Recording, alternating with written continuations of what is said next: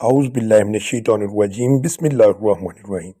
دوستو، اپنی آج کی ویڈیو میں ہم آپ کو بتائیں گے کہ قیامت کب آئے گی اور اس کا سائنسی ثبوت کیا ہے، کیونکہ ابتدا میں کائنات وجود میں آنے کے بعد پھیلنے لگی تھی اور اس کی وسعت میں بتدریج اضافہ ہوتا چلا گیا، جس کو سائنسدان بگ بینگ تھیوری کے نام سے جانتے ہیں۔ سائنسدانوں کا خیال ہے کہ کائنات کا یہ پھیلنا ہمیشہ کے لیے نہیں ہے، بلکہ یہ کائنات ایک مقررہ حد تک پہنچنے کے بعد باہمی کشش کی وجہ سے سکڑنے لگے گی اور اسی ابتدائی ذرے میں دوبارہ مرتکز ہو جائے گی، یعنی بند ہو جائے گی۔ اس کو ہم کائنات کا فنا ہونا بھی کہہ سکتے ہیں۔ یہ سولر سسٹم، یہ کہکشائیں، یہ تمام اجرام فلکی وغیرہ جل کر راکھ میں تبدیل ہو جائیں گے۔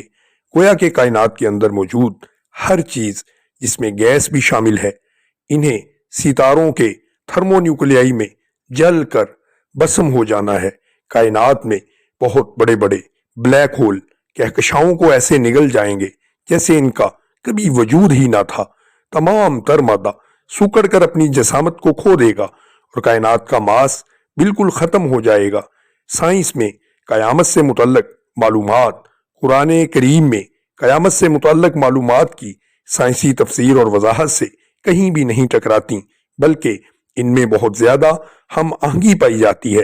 سورج کی طرح بڑی جسامت رکھنے والے ستارے اپنی موت سے پہلے سکڑ کر بہت چھوٹے وائٹ ڈیفورف بن جائیں گے اور پھر بڑے بڑے ستاروں کے تھرمو نیوکلیائی کی کشش ثقل کی وجہ سے ان ڈیوارف کو بری طرح کچل دیا جائے گا اور بالآخر ان کا وجود ختم ہو جائے گا۔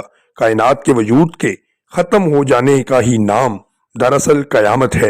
قرآن کریم میں قیامت اور اس سے قبل رونما ہونے والے مظاہر کو بہت ہی جگہوں پر تفصیل سے بیان کیا ہے۔ یوم آخرت یا قیامت کا دن ہمارے بنیادی عقیدوں میں سے ایک عقیدہ ہے۔ دوستو، اگر آپ کو ہماری ویڈیو پسند آئی ہو تو ویڈیو کو لائک کریں اور چینل کو سبسکرائب کر دیں تاکہ آنے والی ہر ویڈیو کا نوٹیفیکیشن آپ کو موصول ہوتا رہے۔